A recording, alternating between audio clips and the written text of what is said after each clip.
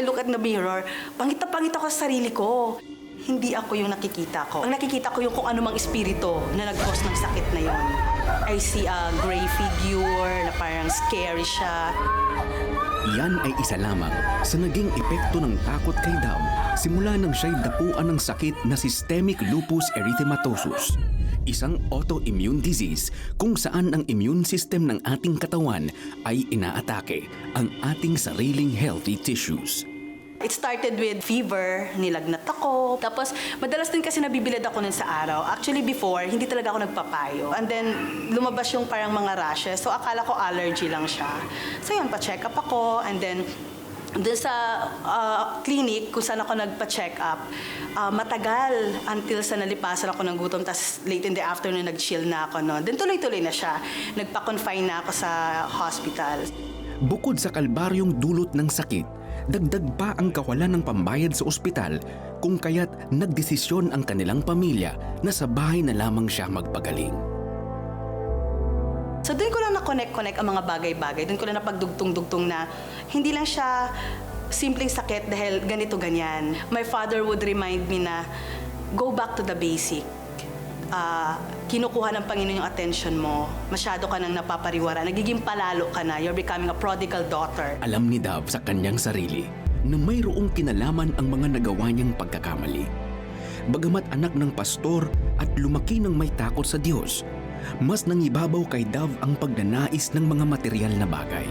Iyon ay nadagdagan pa ng pagkasabik ni Dove sa buhay Maynila. Bagay na kanya namang nakamit. Ngunit, ito rin ang naging daan upang siya'y magpabaya sa kanyang kalusugan. Sa province, yung mga pagkain namin is puro gulay and isda. Dito pala sa Manila, almost lahat ng pagkain dito is processed or fast food. Sa sobrang excitement ko, kinalimutan kong kumain ng gulay at isda. May mga kasalanan din akong nakumit na ginawa ko sa katawan ko by living an unhealthy life, di ba? Sabi sa Bible, yung katawan natin is the temple of the Holy Spirit, so you have to take care of it. Ako, hindi ko siya inalagaan. There is this one incident na I had to cry hard against a wall. Umiyak ako sa Panginoon. Sabi ko, Lord, gusto ko pang mabuhay so that I can have a chance na bumawi una sa pamilya ko, sa mga pagkukulang ko sa kanila. And then sa inyo, bilang anak mo, kasi kailangan bang dumating sa point na to para ma-realize ko kung gaano kalaki yung nawala sa akin dahil hindi ko siya in-spend sa inyo. Sabi ko, bigyan mo pa ako, Lord, ng time, ng chance na mabuhay. Sa rurok ng desperasyon ni Dove, doon niya naengkwentro ang Diyos na buhay. Merong parang may dumaan sa likod ko na parang siyang malamig na bagay na pumasok, dumaan sa spine ko. Tapos yung mga bone pains ko that time, nawala siya. Na after that, tumayo ako. Tapos lumabas ako na parang gusto ko nang lumabas talaga ng bahay at magliwaliw kasi pakiramdam ko natanggal lahat. Yun ang naging hudyat ng pagbabalik ni Dove sa kanyang relasyon sa Panginoon. Ang sakit na kanyang naranasan ay nagturo ng disiplina sa kanya upang mamuhay ng malusog. Yun din ang naging daan para makatulong siya sa mga taong dumaranas ng malalang sakit. Nagsimula ring bumuhos ang pagpapala sa kanyang buhay. Pinarealize sa akin ng Panginoon na mahal kita no matter how you look like or kung ano pa ang naging past mo or kung ano pa ang ginawa mo. I love you so much that my son Jesus died for you. Binigay ko yung Panginoong Jesus in exchange for your salvation. Mas lalong lumalakas yung pananampalataya ko na yung pangako ng Lord, totoo siya, nakakamtan ko siya. And kapag sinabi ni God na, I know the plans I have for you, plans to prosper you, not to harm you, plans to give you hope in the future, which is in Jeremiah 29:11. It happens. Nangyayari siya kasi kung titingnan ko yung buhay ko ngayon compare noon, papunta na ako dun sa plan ni God eh. Prosperity, plans to prosper you, not to harm you, plans to give you hope in the future. So yung pag inaalala ko yung nangyari sa akin, sabi ko, Lord, hindi talaga to yung plano mo na masaktan ako at mahirapan ako eh. Sino ba namang gugustuhin yung sitwasyon na may sakit ka, wala ka pang panggastos? Part lang yon ng process na kailangan mong pagdaanan para makarating ka dun sa pangako ng Panginoon. Alam mo, Soja, medyo nag-a-identify ako no, with Dove. Kasi nagkaroon din ako ng sakit, no? Tinatawag nilang autoimmune disease, ano? And sabi ko, God, bigyan mo naman ako ng miracle. We always prayed for miracles here on the 700 Club. Ako, kahit isang miracle lang. Sabi ni God, not with you. Sabi niya, I will discipline you. You know, because I realized too, if I will receive an instant miracle, dating gawin pa rin akong gagawin ko. So, it really had to do with your lifestyle, with what we ate, and the stress, the lack of rest. Di ba, na nagpupuya tayo, kulang tayo sa pahinga, kulang sa tulog, at mali yung kinakain. Puro masasarap masyado. Puro matatamis masyado. It's not good for the body, no? Especially there are foods that are very acidic to the body, and it's what makes us sick. So I kind identify with Dove kasi ganun din yung nangyari sa akin. Talagang natakot din ako. Akala ko mamamatay nga ako. Dahil dun sa naging diagnosis sa akin. But you know, the Lord is committed to really teach us, no? To discipline us because, you know, kumbaga, tayo yung pumapatay sa mga sarili natin by what we are doing or not doing with our bodies. Yeah, we have to be good stewards of our bodies. And you know what I also realized, no? Na habang pinapanood yung kwento ni Dove is more than changing her diet. Actually, ang pinaka naging kailangan na more than managing stress, changing her lifestyle, what Dove really needed was a radical change in her soul and spirit. Yung totoo niyang problema is a change in her heart. That's true, no? Because alam po ninyo, we are body, soul, and spirit, no? If we keep feeding our body with trash, it will reflect in the way we think, in the way we behave, in the way we feel. And instead, dapat reverse yan Sonja, hindi ba? If our body, soul, and spirit, we feed our spirit first with the Word of God. Right. You know, and then we will do the right choices, make the right choices in what we watch, in what we feel, in what we see. You know, and then we will feed our bodies correctly as well, di ba? Sabi nga sa Matthew chapter 4, verse 4, man shall not live on bread alone, but on every word that comes from the mouth of God. At doon niyo po natagpuan, at doon natagpuan ni Dove ang tunay na healing at restoration. Hindi po sa mga material things at hindi rin sa worldly success, kung hindi kay Jesus at sa salita ng Diyos. Alam po ba ninyo that the Word of God is Jesus Himself, and the Word of God heals. So if you believe that, join us in this simple prayer. Father God, life is so hard. There are so many choices. Lord, sometimes hindi ko alam kung anong aking pipiliin, kung anong aking gagawin. At the same time, nalilito po ako sa dami po ng gusto kong gawin. And yet, Father God, I know, Lord, that you have a wonderful plan for me, for all of us. Lord God, that is to prosper us, not to harm us, plans to give us a hope and a future. So, Father, right now, I just want to confess and admit to you that I have been sinful. I have been leading my own life. Ako po yung nasusunod. I'm the master of my fate. And I know this is so wrong, Lord. Jesus, I know that you have made a way to save me from my sin, from my old ways, even from my sickness. Because, Lord, you died on the cross. You shed your blood. The punishment that brought us peace was upon you, and by Jesus' stripes, we have been healed. So, Father, in the name of Jesus, right now, I ask you, Lord, to come into my life, be my Savior, be my Lord, be my healer. Heal me body, soul, and spirit. I admit, oh Father God, that from today on, you are my Savior, my Lord, my healer, my deliverer, my God, and my friend. I thank you, oh Father God, for this new day and this new life that you're giving me, this new heart that you are giving me right now. In the name of Jesus. Amen. Amen. Amen. Sumabay ka ba sa prayer at tinanggap si Jesus bilang Diyos at tagapagligtas? Balitaan mo naman kami. Please send us the message, "Yes, tinanggap ko si Jesus," through text or via the 700 Club Asia Facebook Messenger o comment section ng YouTube channel o tumawag sa Prayer Center para maipagdasal ka namin. Grow in your faith. Join our online Bible study group today. Just type BSG in the comment section of the 700 Club Asia YouTube channel or Facebook Messenger to receive details. I-describe ko po ang buhay ko bilang painting. Yung saranggola na yun, sumisimbolo sa pangarap ng bata na yun na gusto niyang makaalis sa kahirapan na nasa background niya.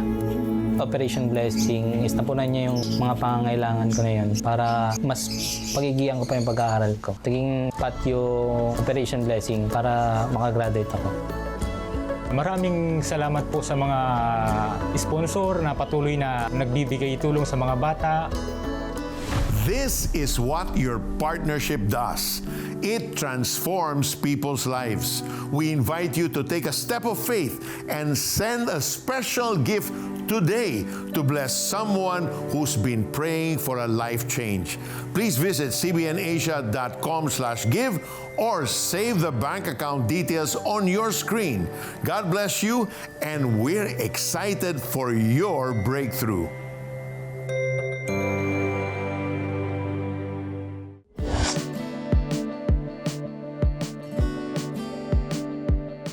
There's a bar in far Bombay. Ang angking husay sa musika ang naglagay kay Mel Villena sa pedestal ng tagumpay. Nakilala siya bilang isang bantog na musician, composer at music director ng hindi mabilang na mga palabas sa telebisyon. Nakatrabaho rin niya ang mga sikat na artista sa mundo ng showbiz. Ngunit tulad ng ibang namayagpag sa larangan ng musika, matinding pakikipaglaban din para sa kanyang pangarap ang pinagdaanan ni Mel. Even my dad, who didn't know ano ba yung magiging lifestyle ng anak niya, alam lang niya yung may preconceived idea lang siya or notion na pag pumasok ka sa entertainment industry, masisira buhay mo, yung gano'n. Lalo pa, pag naging musician ka, magiging sutil ka, ganyan. Ang lifestyle mo, mapupunta ka sa bisyo, baka mamatay ka maaga. Sa kabila ng hamon, lalong nagpursige si Mel na mag-aral ng musika. Sa katunayan, high school pa lamang ay naging music director na siya ng Kundirana, isang bantog na choir group ng LaSalle Green Hills kung saan mas nahasa siya bilang composer at musical arranger sa tulong ng kanyang mga mentors. Every piece that I write is always an adventure. Meron para ka naiisip na bago na naman. Kasama ka sa process ng discovery eh. Yung beauty nun is that kasama ka sa pag-discover ng paano ka uunlad or paano mo yung payayabungin yun.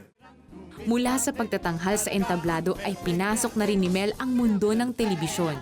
Subalit doon na rin nag-umpisa ang kawalan ni Mel ng oras para sa kanyang binubuong pamilya. Kasi if you play in a club, or in a hotel na merong mga lounge ng ganyan. Eh, kung sino-sino mga pumupunta yon. Siyempre, mag-gravitate ka doon sa mga taong ganun din. Yung para bang, minsan walang pakialam, wala na bukas. Siyempre, my wife stays at home and then, ni alagang bata, no? Naintindihan ko ngayon yung frustration.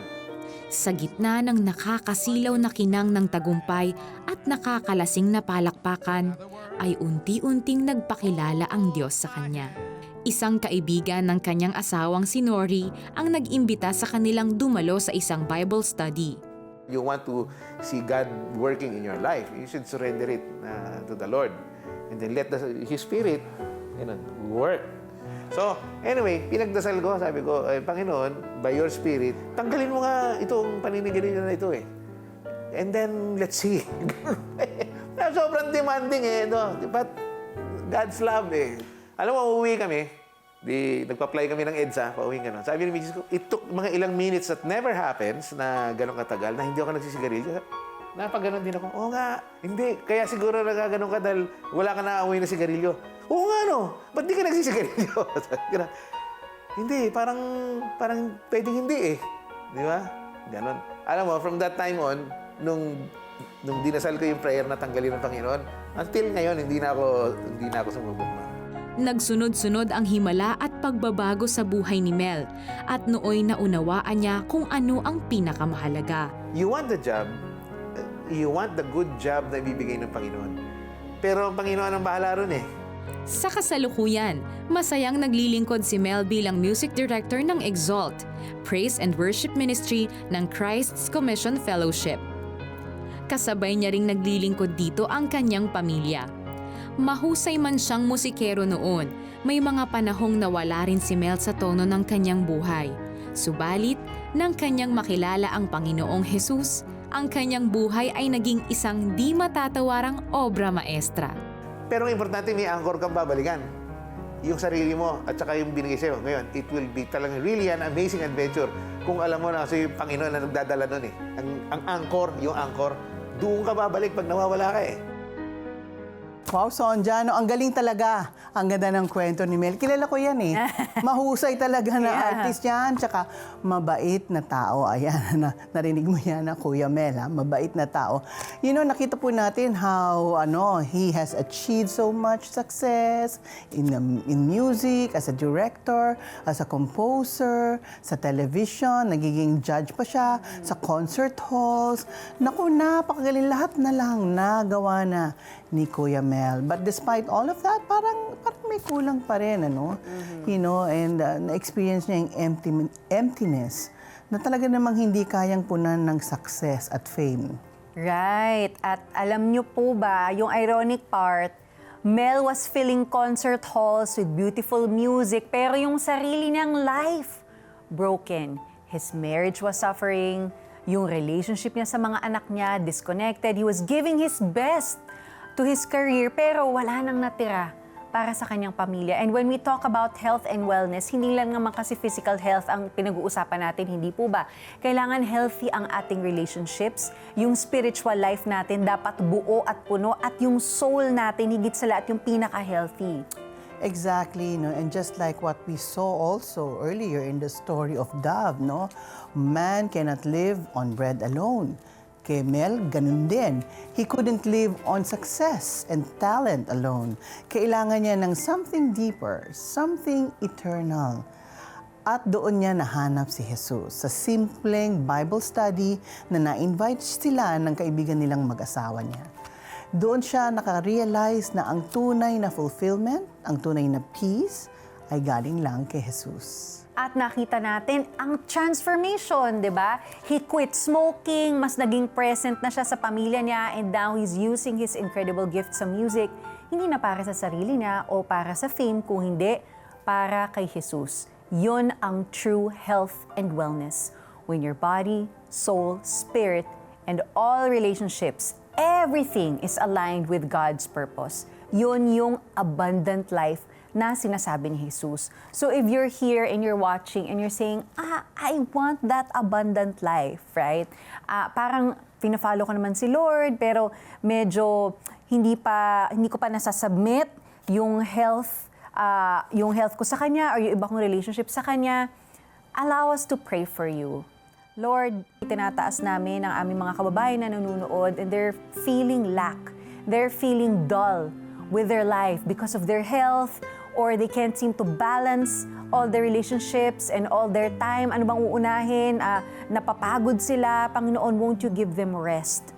And out of that rest, Lord God, won't you empower them to walk in the victory that they have in you. Panginoon, na we don't strive to just gain everything, but when we move according to your rest, kung puno po kami ng pahinga na nanggagaling lamang sa presensya mo, yun po ang magsusustain ng aming lakas, Panginoon, so that we can do what we are called to do. And I also pray, Lord, right now for our kababayans that may need that nudge, that they need to change their lives, that they need to be disciplined in the way they eat, in the way they move, in the things that maybe they have vices. Lord, won't you speak to them right now, God, that they get their health at the foot of Jesus Christ. Lord, we thank you in Jesus' name. Ma'am Kata? Yes, there are many who are watching right now, and not just men, but even women, and some even elderly pastors. You have been addicted to pornography. You have been addicted to demonic games that you see on your computers or television. And you know, it's destroying the way you think. It's destroying what's in your heart. In Jesus' name, we take hold, Lord God, of the minds of these people who are watching right now, and we're declaring, Lord God, that you have been freed by the blood of the Lamb. In the name of Jesus, just receive the Lord's deliverance from this sin that's grappling you, that sin that has been preventing you from even living a full life, from moving forward, from you experiencing God's abundant blessings.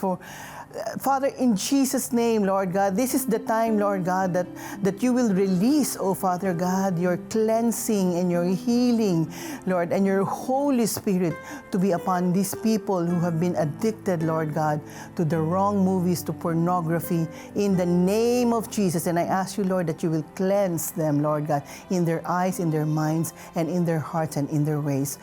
In the name of Jesus. Be freed, kapatid. Be freed in Jesus' name. Amen. Amen. Pahinga o rest naman. Rest naman tayo. Yes. Yan po ang pag-uusapan natin sa pagbabalik ng The 700 Club Asia pagkatapos ng ilang paalala.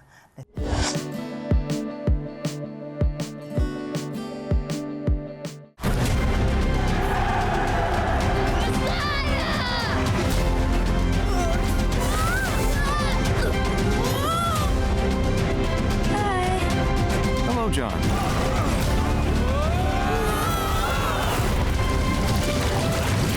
We're gonna need a bigger boat!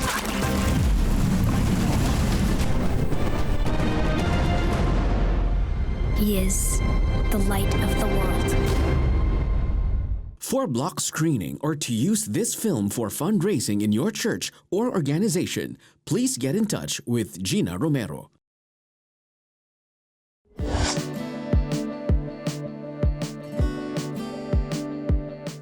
Sa ating makabagong panahon, kung kailan ay nagiging materyoso ang karamihan sa atin, binabaliwala na ang kahalagahan ng pagpapahinga. Dahil dito, lubhang apektado ang kanilang kalusugan, ayon kay Dr. Robin Navarro. A rest is a period of inactivity para to recharge your body. Kasi as you keep on working for the whole day, now that is without rest, of course, you exhaust your body energy. If you go on a rest, then you can recharge yourself. You can improve your energy and mag-improve ang mental faculties mo. Without rest, for the whole day, you cannot perform better the next day. Dagdag pa ni Dr. Navarro. Physiological rest, you sleep, now you relax. Then when you call emotional rest, terms affecting your emotion, your relationship with other people. Sometimes if you are high-strung, high-stress, you get burned out. Your heart rate will increase, your blood pressure will increase. So one problem is heart problem and blood pressure. Lack of rest can increase your allergic reaction. Those with asthma will have exacerbation of their asthma. When you have so much stress, ultimately, you might end up with cancer. Dahil dito, hindi nakapagtatakang kasama sa 10 utos ng Diyos ang paglalaan ng isang araw sa isang linggo para sa pagpapahinga. Ang kapahingahan o pagpapahinga ay ibinigay ng Diyos sa atin upang sa gayon ay tayo'y magkaroon ng payapang pag-iisip at pangangatawan, damdamin upang marinig natin ang kanyang mga tinig. Sapagkat sa panahon ng kapahingahan, diyan nangungusap sa atin ang Diyos. Dito sa Pilipinas, ang ating pinakasabat ay linggo. Panahon ng pamamahinga, panahon natin ng pagsambang mga Kristiyano.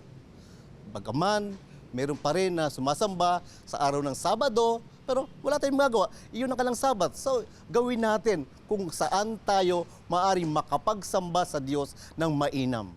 Kaya naman, heto ang ilang payo upang mapahalagahan at maisaalang-alang natin ang pagpapahinga. Of course, people can have a nap. That's also a rest, no? But if you like to relax, you can read books that you like. Watch televisions that you like, and that also gives you rest. Talk to your wife, talk to your children, and enjoy their time. That is also rest. Stay away from the computers muna. And then you can have a walk. Your body will be so relaxed, and you can regain all the stresses that affected you the whole day. Higit sa lahat, ang kapayapaan at kapahingahan ay sa Diyos lamang natin masusumpungan. huwag nating abusuhin ang ating mga sarili. Magkaroon tayo ng panahon sa ating mga sarili upang tayo ma-recharge, mabigyan ng kalakasan, kapahingan, upang sa gayon manatili at manariwa sa atin ang lakas na kailangan natin. At sa panahon ng ating pamamahinga, ang Panginoon ang siyang magpapalakas sa atin. Ang timely talaga ng feature na ito. Kasi sa lahat naman ng napanood natin today, di ba? Si Dove na nag-chase ng material things, si Mel na sobrang busy sa career, abay pareho silang nakalimutan ng isang very important thing, and that is rest. Ang daming tao ngayon, go lang ng go, work lang ng work. Hustle culture, di ba? Pero nakalimutan natin na rest is not just a suggestion, but it's a commandment from God. Exactly. At napaka-powerful ng sinabi ni Pastor Dante. Even Jesus rested. Kung si Jesus na perfect, walang kasalanan, nag-rest. Bakit pa tayo na imperfect, na pagod, na may limitations? Akala natin kaya natin mag-work non-stop? Hindi pala, di ba? And what really struck me is yung sinabi niya na it is when we are resting that the Lord reveals Himself to us. Kasi pag busy tayo palagi, pag puno yung isip natin, paano tayo magpo-process at maririnig ang voice ni Lord? Naku, tama ka dyan, Sonia, no? Kaya nga God was really so serious about rest that He even commanded us to set aside one day as our Sabbath. Sabi niya, 6 days you shall labor, but the 7th day is a Sabbath to the Lord your God. Ang ibig pong sabihin nun, at hindi po suggestion yan, command po yan, dahil nasa commandments nga po ng ating Panginoon yan. God knows na we need rest physically, emotionally, mentally, and also spiritually. Hindi pwedeng spiritual lang or physical lang. Kailangan pareho yan. We need to honor God with our bodies by, yes, resting, eating right, and making time to hear from God. You know, today we talked about true health and wellness. We heard Dove's story, a story of chasing material things until sickness stopped her in her tracks. We heard Mel's story, a successful musician who was losing what mattered most, his family and his soul. And we learned from Pastor Dante and Dr. Robin that rest is not optional. It's essential. It's biblical. It's God's command. Through it all, one truth remains constant. We cannot live on bread alone. Matthew chapter 4, verse 4 reminds us that man shall not live on bread alone, but on every word that comes from the mouth of God. Real wellness, physical, emotional, and spiritual, comes when we live according to God's word and His design for our lives. Ang importante dito, true health starts with Jesus at the center. Hindi puro hustle, hindi lang puro material success, at hindi puro career. Kailangan natin ng balance. Work, rest, body, soul, achievement, and worship. At yung lahat ng yan, nagsisimula sa ating pagsunod sa salita ng Panginoon. Sabi sa 3 John 1 verse 2, minamahal kong kaibigan, ipinanalangin ko na ikaw ay magkaroon ng maayos na kalagayan sa lahat ng bagay at maging malusog gaya ng iyong kaluluwa na nasa maayos na kalagayan. God wants us to be healthy, not just physically, but in our souls. That is true wellness, and that is the abundant life. That's right, Sonja, and that's exactly what we're doing here at the 700 Club Asia, introducing people to the God who heals, who restores, and who gives us abundant life. Kung nais po ninyong maging bahagi ng pagpapalaganap ng katotohanan at pag-ibig ng Diyos sa lahat ng Pilipino at sa buong mundo, consider partnership with CBN Asia. Send us a message on the 700 Club Asia Facebook Messenger. You can also call the number on your screen or scan the CBN Asia QR code. May God bless you and keep you, and may He make His face shine upon you and give you peace. Shalom, shalom. Shalom.